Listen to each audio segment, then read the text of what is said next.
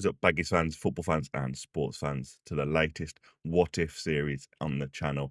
In today's episode, we're going to be talking about what if Saido Berahino reached his full potential at West Bromwich Albion. So let's set the scene a little bit. It's 2014, the Hawthorns is buzzing, Albion are comfortably in the Premier League, and a 21-year-old striker named Saido Berahino has just bagged 20 goals in all competitions.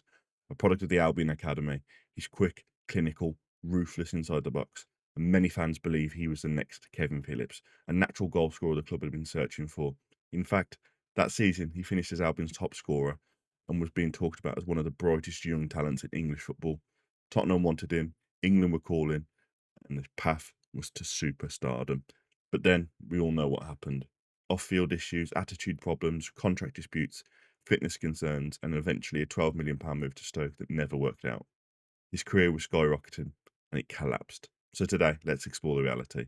What if Saido Berahino had fulfilled his potential at West Bromwich Albion? Before we get into the video, let's set the target to 30 likes on this video. Leave a comment, let me know your thoughts, obviously, on today's topic, and if you want to see any other what if players featured, managers, anything like that, let me know in the comment section down below. And remember to subscribe. We are on our way to 700 subscribers, which is absolutely fantastic. Hoping to hit the big 1K before the end of the year. And let's talk about it and Saido himself. To understand the what if part of it, we need to first set the stage. Berahino's early life wasn't easy. He was born in Burundi. He fled civil war and arrived in Birmingham as a refugee at just 10 years old. Football was his escape, and Albion gave him that home. He rose through the academy, scored a hat-trick on his full debut in the League Cup against Newport, and he never looked back. By the 2014-2015 season, he was a name on everyone's lips. Only Harry Kane was talked about in the same breath as the next great English striker. In our alternate reality, instead of disputes and missed opportunities, Berahino stayed level-headed, focused on football, and becomes Albion's centrepiece for the attack. He was the goal scorer we needed. Looking back over the Albion career, the number 9 spot has always had someone great, but recently we've been lacking a proper number 9, and in comes Berahino. He builds on that 20 goal a season. Instead of stagnating, he hits another 15, 20 goals the following year. With that consistency, Albion wouldn't be battling to stay in the Premier League each season. They'd be pushing up the table towards Europe. Tony Pulis's Albion were already defensively strong and reliable. Clinical goal scorer at the other end, and suddenly those scrappy 1-0s become 2-0, 3-0, 4-0 comfortable victories.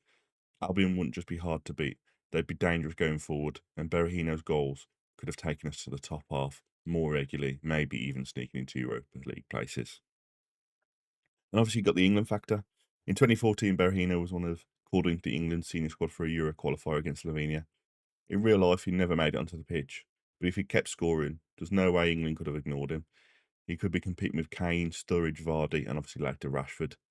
But England always wanted depth up top, and Berahino offered something different: a poacher's instinct, sharp movement, knack for being in the right place at the right time. Imagine England at Euro 2016 with him, or the 2018 World Cup with Berahino in the squad. Who knows? He could even been another weapon alongside Kane. But in reality, it was a massive, massive difference. Tottenham tried to buy him in 2015, offering around 20 million. We turned it down, and Berahino reacted badly.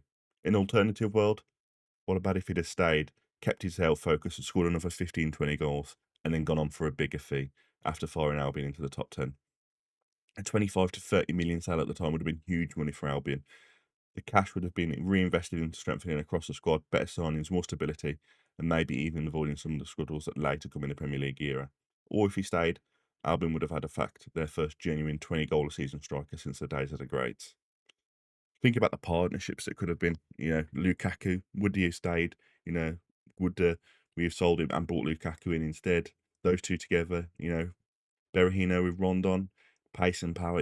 It's all about what ifs, and those two together. I mean, Berahino and Lukaku. If we'd have been able to get them two together, that would have been an awesome strike for you. Even the likes of Shane Long or Jay Rodriguez, Berahino's movement and finishing would have been complemented perfectly by them. Instead of relying on out and set pieces and defenders like Olsen and McCauley to chip in with the goals, Berahino could have carried that load. He had the instincts of a natural number 9, the kind of player that Albion had been lacking for a while. Well, I say a while, possibly decades. Another fascinating angle is his longevity. If Berahino had kept fit and stayed motivated, he could still be in the Premier League today at 31 years old. Think about it. He'd have hit his prime years between 26 and 30. He could be playing week in, week out, maybe captaining the side, maybe moving into the top six club, or even becoming Albion's legend by staying loyal. Instead, his career spiralled into lower league, short stints abroad.